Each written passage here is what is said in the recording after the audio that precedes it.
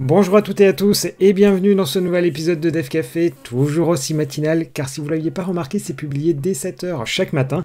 D'ailleurs petit changement de décor autour de moi mais rassurez-vous c'est juste que pour quelques jours et si la forme a changé c'est pas du tout le cas du fond parce que bien sûr on va regarder tout ce qui a marqué l'actualité de ces dernières heures autour du mobile avec notamment d'autres nouveautés sur iOS 16.4 côté SwiftUI ou encore Fastlane qui ne serait plus maintenu par Google.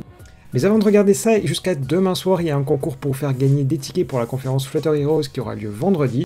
Les infos sont dans les commentaires. Et du coup, on va pouvoir commencer. Du coup, sortez vos plus beaux mugs. On va commencer tout de suite.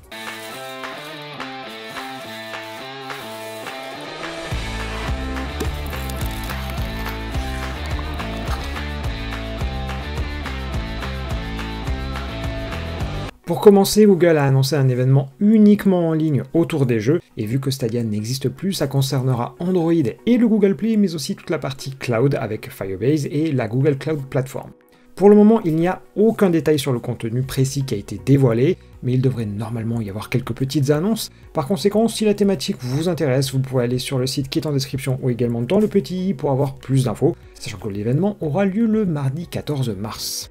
On poursuit par une infographie proposée par Dexomark, qui est une société française qui initialement était plutôt axée sur le volet photo, mais maintenant ils font plutôt pas mal de comparaisons entre les téléphones, et notamment sur l'autonomie. Et sur le tweet que je vous présente juste ici, on nous montre la consommation moyenne des applications selon leur type, et c'est clairement la caméra qui consomme le plus, presque même 2 fois plus que les jeux. Plus précisément, ces chiffres sont la moyenne qu'ils ont constatée sur 110 téléphones, sachant qu'il s'agit de la consommation en milliampères par heure d'utilisation.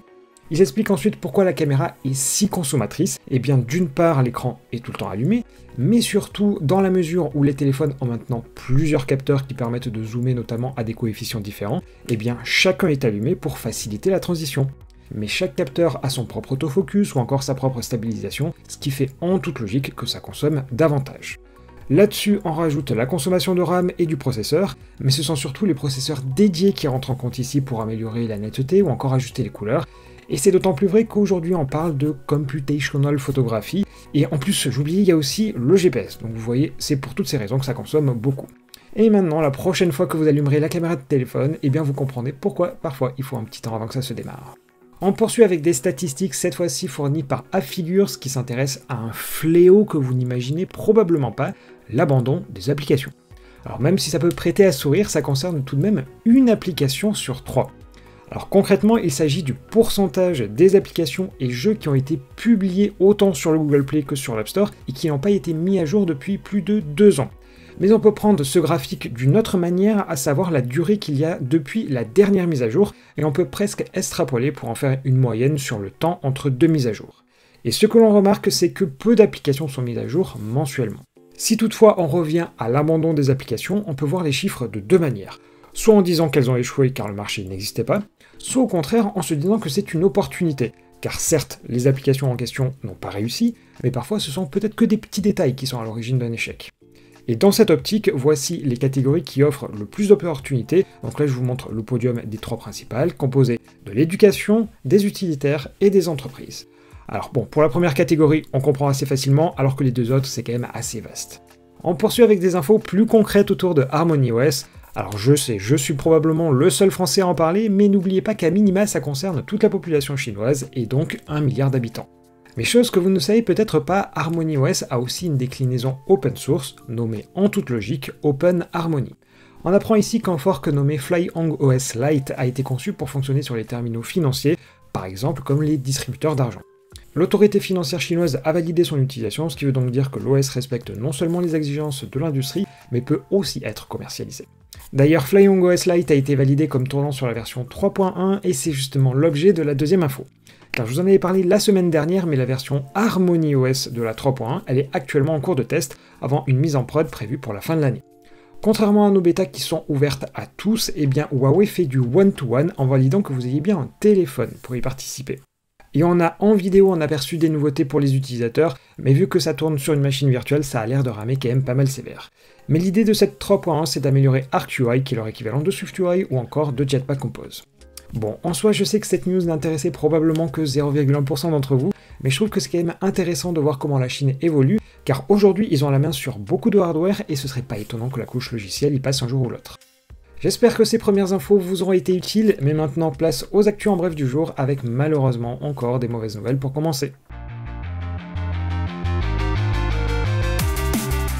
Après les bonnes nouvelles d'hier sur le front de l'emploi, et bien quelques précisions sur le plan social qui a lieu chez Microsoft, car pour rappel, ils vont licencier près de 10 000 personnes au niveau mondial.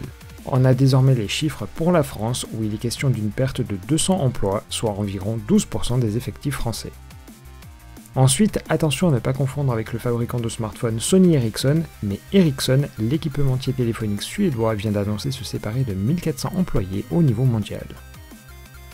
Google Analytics a été reconnu comme illégal dans plusieurs pays européens comme la France ou l'Italie.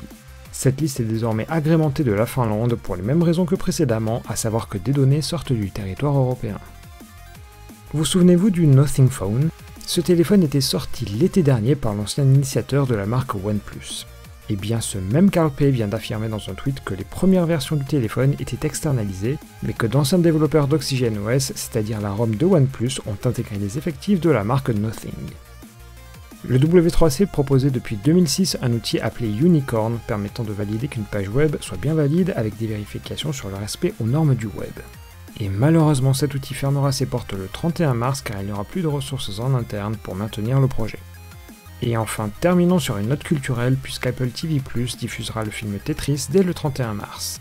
La bande-annonce a été publiée et en voici un petit extrait.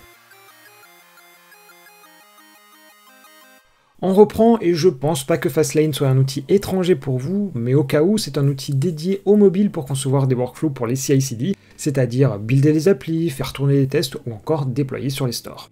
L'avantage c'est qu'il est totalement indépendant du CI car l'idée c'est que vous codez vos règles une seule fois et elles sont ensuite portables de partout, quel que soit le CI que vous utilisez. A l'origine, l'outil avait été fait par Felix Krauss, vous savez c'est le développeur qui avait trouvé que les WebViews de Facebook sniffaient tout ce qu'il se passait sur les sites. Mais l'histoire de Fastlane est un peu rocambolesque parce que par la suite, Felix Krauss a rejoint Fabric, qui était un ensemble d'outils appartenant à Twitter. Puis Fabric a été racheté par Google, ce qui fait qu'aujourd'hui Fastlane a pour contributeur principal Google, mais malgré toutes ces péripéties, depuis le départ, le projet est toujours resté en open source. Et un message sur Mastodon fait un tout petit peu peur, car une personne se plaignait qu'une pull request n'était pas validée, et c'est assez logique, car plus personne de chez Google ne semble s'en occuper. Mais bon, c'est pas si grave, car vu qu'il s'agit d'un projet open source, on voit en dessous que Josh Holtz indique qu'il fait bien partie des mainteneurs, et d'ailleurs il précise un tout petit peu plus bas que Google détient à l'heure actuelle la propriété intellectuelle de Fastlane, mais vu que la licence est MIT, on peut tout à fait le modifier à notre guise. Et finalement, que peut-on en retenir? Est-ce que Fastlane va par exemple s'arrêter? Alors non, probablement pas, car la communauté va poursuivre ses efforts. En revanche, il est probable que le rythme des nouveautés se réduise un tout petit peu, parce que sans mainteneur à temps plein dessus, que ce soit Google ou non d'ailleurs, forcément ça va réduire.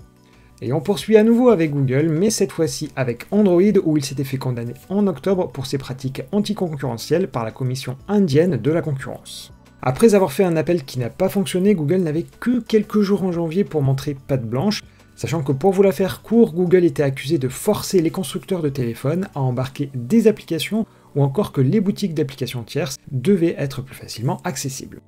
A ce sujet, je vous avais indiqué la semaine dernière que l'Inde fera figure d'exception, car on pourra télécharger directement depuis le Google Play les installateurs pour ces boutiques tierces.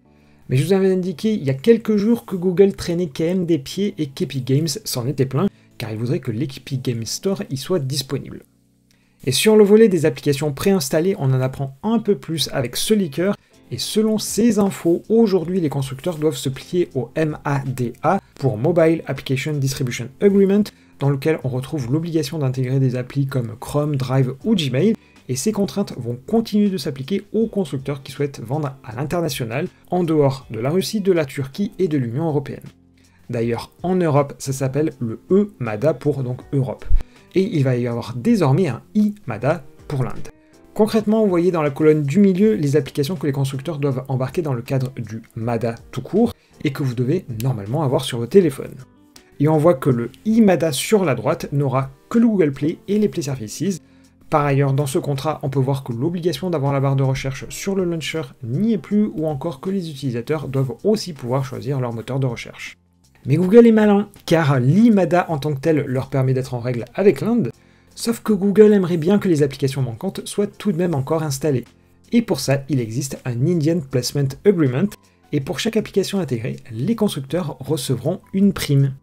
Bref, vous le voyez déjà venir, mais si on dit aux constructeurs que s'ils intègrent exactement les mêmes applications qu'avant, mais qu'en plus Google les paie, je vois pas vraiment pourquoi ils s'en priveraient. Et allez, pour clore ce Dev Café, je vais vous reparler de iOS 16.4 dont je vous ai présenté hier les nouveautés côté utilisateur ou encore celles sur la partie web.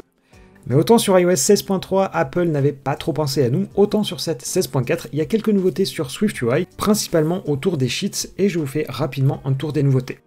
Auparavant, on ne pouvait pas interagir avec le contenu derrière, et c'est désormais le cas. On peut dire que l'arrière-plan est transparent ou flou. On peut aussi changer l'arrondi des bords supérieurs de ces sheets. Vous pouvez également avoir la main sur la manière dont ils s'ouvrent et dont le scroll est géré. Par exemple, aujourd'hui, vous ne pouvez scroller qu'après être en mode étendu, alors que désormais, vous pouvez le faire en mode minimisé. Côté Xcode, nouveauté sympa pour SwiftUI, si vous faites des prints, ils apparaîtront dans la partie preview de la console, donc pas besoin de faire tourner l'application sur le simulateur, car ce sont bien des logs en preview dans Xcode. Et voilà tout pour les ajouts pour nous, les devs d'applications natives iOS qui arriveront donc sur la version 16.4. C'était donc le dernier sujet que l'on voyait ensemble aujourd'hui, j'espère en tout cas que cet épisode vous aura plu, auquel cas n'oubliez pas de liker la vidéo, de vous abonner à la chaîne si ce n'est pas encore fait, et mieux encore, la partager autour de vous. Sur ce, je vous dis à demain, même heure et même endroit, et bonne journée à toutes et tous.